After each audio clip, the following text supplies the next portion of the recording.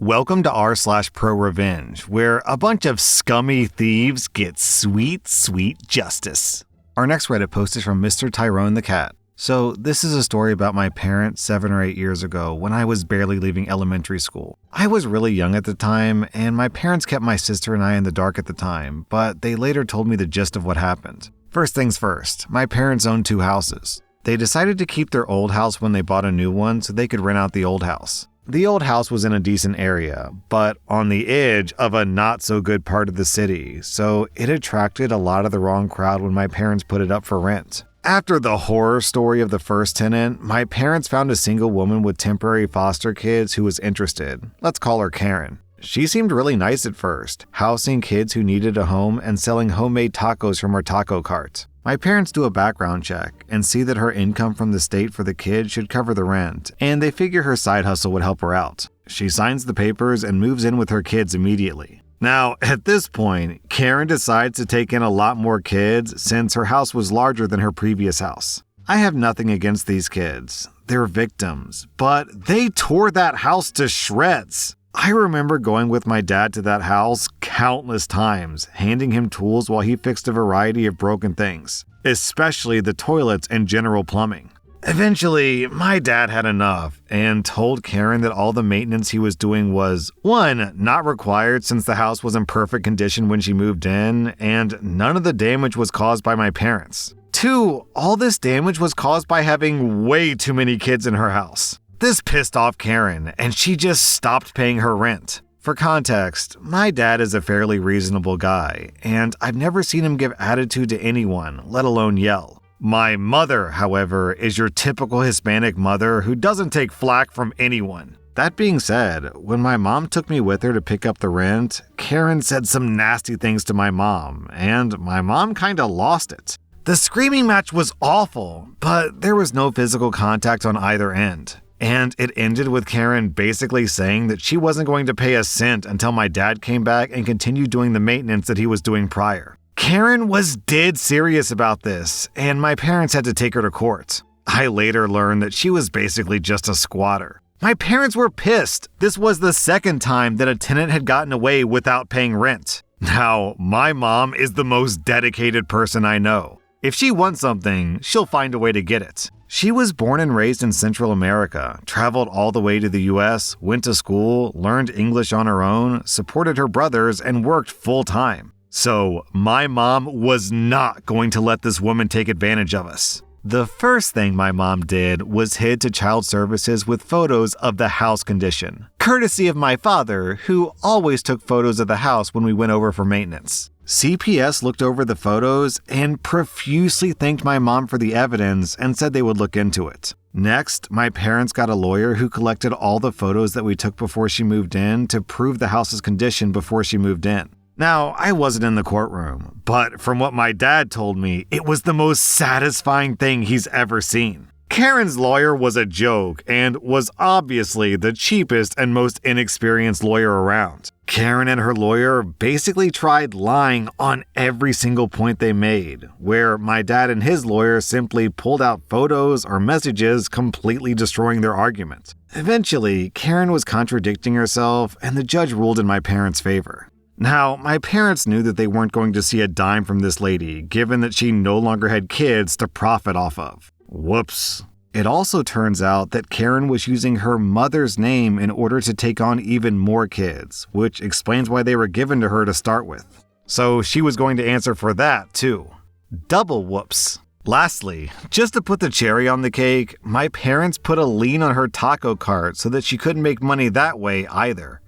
Triple whoops. This might not be enough for this sub, but you need to understand that my parents are hardworking people who made something of themselves when given nothing to work with. This piece of garbage woman shouldn't take advantage of hardworking people. Down in the comments, this exchange caught my eye. Dragon Gala says, "Love it, the taco cart part at the end was the best." And then Reed says, "Can you explain? I'm an Australian, so I'm very confused. And I have never felt more pity for Australians than I do right now. You guys don't know what a taco cart is? Oh, you poor innocent souls." I realize that Australia is pretty far from Mexico, so there's probably not a lot of Mexican immigrants who come over. But oh, you're missing out! Mexican food is the nectar of the gods! Our next Reddit post is from Artisan Thankfully. My granddad had lived down the road from us since before I could remember. He would always play with me and my sister when my mom had to work, and I thought of him as my second father. He always wore a really expensive platinum necklace as a keepsake for my grandmother, and always told me stories about her and the wars that he served. Now, as for my aunt's family, they're basically the type of people who refuse to work and were actually proud of scamming the government to pay for their lifestyle. They would do this through benefits. They would falsely claim mental disability and being obese as justification for not working. At the time, they were getting as much money as my mom, who had a full-time job. My cousin literally texted me once that he doesn't want to work, he just wants to play on his Xbox. By the way, this man was 26 years old. They never visited my granddad, and for good reason. He was physically disgusted with a lot of them. Well, my granddad ended up in the hospital due to a heart attack. Me, my mom, and my sister showed up to care for him. Then, after 3 days, the doctors explained that he didn't have much time left, so we had to say our goodbyes. At that point, my evil aunt rocks up with her family. They ask us how much time he has left, and since we just want to be civil, we told them and led them in to talk to him. My granddad then passed away. The next day, we got together to discuss his funeral. Since my grandmother, my granddad's wife, was buried in Cornwall, we decided to hold the ceremony there so that he could be buried together with her. However, Cornwall was about 300 miles away. My entitled aunt and her family didn't want to go all the way to Cornwall, and they refused to chip in for anything. So they decided to stay behind and watch his house. Yeah, I know this is a red flag, but we were mourning, so we didn't think it through. The funeral was beautiful. There were heartfelt eulogies that brought memory after beautiful memory. All was well until we got home and we found our granddad's house empty. Everything of value was gone, and the only things left behind were some paintings that my grandma made. We were pissed. We went to the entitled aunt, who denied everything. We had no evidence on her, so we decided to file a police report and left it at that. 3 weeks passed, and my mom went to visit my evil aunt. She noticed some new expensive things, a new TV, a new PlayStation, etc., and she began to suspect something. Also, me and my sister noticed that my evil cousin was wearing my granddad's platinum necklace. I asked him where he got it from, and he told me that he had bought it with some money that he got from selling weed. Me, my mom, and my sister got to the car, and at this point, we were seething. They were no longer family to us. We needed revenge. Now, I mentioned before that they'd been falsifying their medical records to receive benefits from the government. So every time we went to visit, we would sneakily take photos of everything they had just bought, as well as my evil cousin's stash of pot and my uncle's collection of stolen goods. I forgot to mention, my uncle would steal big items off of vans and then sell them online for an extra profit. We collected every text message of them bragging about their many fancy holidays and them refusing to want to work. Then we compiled a case report and anonymously sent it to the claimant investigators and let them do their jobs. A month later, I hear from one of our nicer cousins that our evil aunt and uncle got their benefits taken away, and they had criminal charges and had to pay restitution to the businesses they stole from. And also, my evil cousin got arrested for dealing pot. They are now financially screwed. I think the last time I talked to them, they were asking me for money. I just told them to F off. Then OP posted an edit. A lot of you are wondering if I got the necklace back.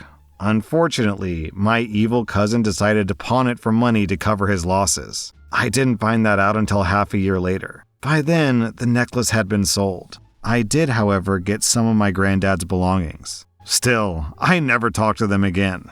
The other part of this story that I think OP forgot to mention is that presumably OP's mother inherited the grandfather's house, right? If the grandfather hated the evil aunt but loves OP's mom, then more than likely OP's family, via his mom and his granddad, probably got hundreds of thousands of dollars from the sale of that house. So, if the aunt hadn't been such a terrible person and had actually treated the granddad with respect, they could have gotten way more money and not be ratted out to the police. Our next Reddit post is from Deleted. For context on this next post, OP uses the term fighting gamecocks, which, if you don't know, is chicken fighting. It's when you put knives on chickens' feet and they kill each other. My father told me this story at my granddad's wake. Some backstory about my granddad. He grew up in Depression-era Virginia and slaved away in the coal mines in order to make ends meet. His only way out was to join the Marine Corps, so he did. He fought in Korea and left the Corps soon after the war ended.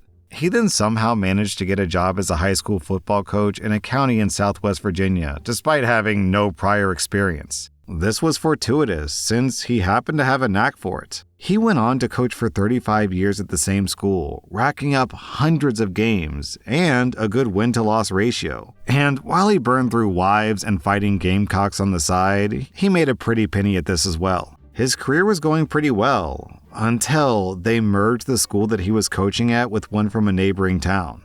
Due to the merger, there was only room for one head coach at this new super school, and the choice was between my granddad, who had 35 years experience, and by now, almost 1,000 games to his name, versus a guy with a poor win-to-loss record and only 150 games under his belt. Obviously, the school board chose the inexperienced guy. My granddad complained to the school district about this terrible decision, and in response, they relieved him of all of his coaching duties and shoved him into teaching an 8th grade health science class. Now, bear in mind, the school district did this to a man who had fought communists in Korea, had 3 teeth drilled out without anesthesia, fought gamecocks, and always managed to charm the cops into leaving him alone. And he survived working in the coal mines in the 1940s. By now, this man had no more F's left to give. At the time, my dad was a starting quarterback for the school's football team, so he witnessed the ensuing battle firsthand. My granddad decided that he didn't want to teach 8th grade health science, and decided to make the school board suffer. The man never got sick, and never took a day off in his entire career, so he had quite a few leave days saved up. He decided to take them all at once. For the entire first semester, he only showed up to class on Mondays. The district brought a lawsuit against him, but when the case went up in front of a judge, the judge looked at what the school had done to provoke my granddad and promptly told him to F off. So for the next year and a half, my granddad only taught his classes once a week and cost the school board tens of thousands of dollars in substitute teachers' fees. All the while, he was fighting gamecocks and talking his way out of trouble in his newfound free time, in addition to getting full sick pay. He nearly single-handedly bankrupted the entire district just for pissing him off. Finally, halfway through the next school year, the district offered him his old job back. He politely declined, gave his resignation, and almost immediately got snatched up by a district in the next county over. Zero f***s given. I miss that man. Yeah, OP, this is like a decent revenge story, I suppose, though I'm not really sure why you're so proud of the fact that your grandpa did cockfighting, because you mentioned it 3 times, but dude, that's just animal abuse. That doesn't make your grandpa cool, it just makes him cruel. Our next Reddit post is from Minty Fresh Death. So, I split time between California, where I'm from, and the Philippines, where my wife and son live while I go through immigration. The Philippines has one of the worst internet infrastructures in the world. And if that wasn't bad enough, they have even worse customer service. Well, last week, our internet line got hit by a tall bus since the lines overhang the street. It's been 10 days and no one's come to fix it, and it's knocked out everything for most of the people who live on the street. They have a telephone hotline, but to save money, it's now completely automated, and you can only file 1 repair claim per account. So we visited the office last week. No luck. We had to go again today, but this time I was fed up. As we were waiting in the office for them to call us, I noticed a sticky note with all their Wi-Fi info on it, just out in the open. Now, I'm not a mastermind when it comes to this stuff, but I do know a lot. I noticed they have 3 Wi-Fi routers in the building, so I decide to log into my VPN on my phone and connect to their fiber line. Originally, I just wanted internet so it would be less boring while I wait. But after our number got called and they basically told us to pound sand, I was done. I was so tired of them. So I logged into their router's console and changed their password to a randomly generated one. Then I changed the Wi-Fi name to Fix My Wi-Fi and I Fix Yours. Now, I only bricked their fastest Wi-Fi, the same kind of Wi-Fi that we have at home. And they still have 2 slower connections to help others, but now they can't use their fiber. It was a small act of revenge, but I watched them all scratch their heads and switch to a slower connection as I walked out. Anyway, we got a call and we have a repairman on the way. Once he fixes our line, I'll go to restore their settings. Also, in an edit, OP clarifies, they had the default logins for their console. An internet company, an effing ISP had admin and 1234 as their login info. Also, down in the comments, we have this story from Wish You a Merry. Years ago, I was a specialist in a public school. As the lowest monkey in the totem pole, I was assigned to have my office literally in the electrical closet, where the towers with all the billions of wires were just sitting out. And yes, I was expected to service special needs students in there. Anyway, one day I lose my internet connection. I tell the tech guy, who just ignores me. I email the principal, the tech guy, the district tech people, but nobody cares. After 3 days with no internet, which I need to do my job, I'd had it. I was going on a 3-day conference. So I flipped the breakers on all the towers, locked the door, and left. Nobody else had a key, so they had to get a locksmith to come out and open the door. And then it took another day and a half for them to figure out that all the breakers were flipped. After that, my internet got fixed the second it went out. Well, I guess this qualifies as don't mess with the IT guy. That was r/Prorevenge, and if you like this content, check out my podcast where I publish the exact same episodes. Also, hit that subscribe button because I put out new Reddit videos every single day.